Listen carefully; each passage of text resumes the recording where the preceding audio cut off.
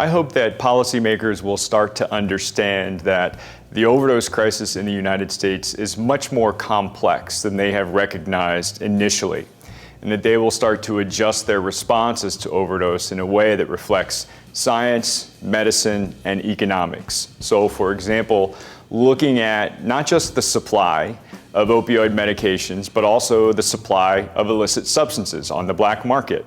Looking not just at supply, but also looking at demand, and taking into consideration there are reasons why people are using illicit substances or misusing controlled prescription medications.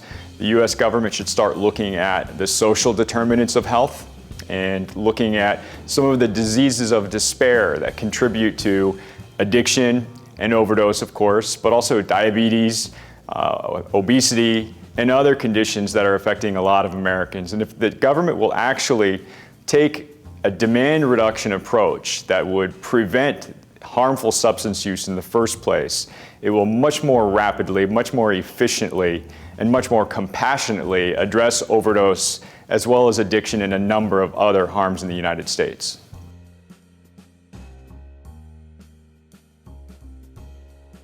We're at an interesting point in United States drug policy because as we see efforts to loosen restrictions on what are currently federally illicit substances like marijuana or mushrooms in some places, there's a corresponding effort on the part of government to tighten restrictions on controlled medications like opioid pain relievers and benzodiazepine medications. So we are going to have to address that.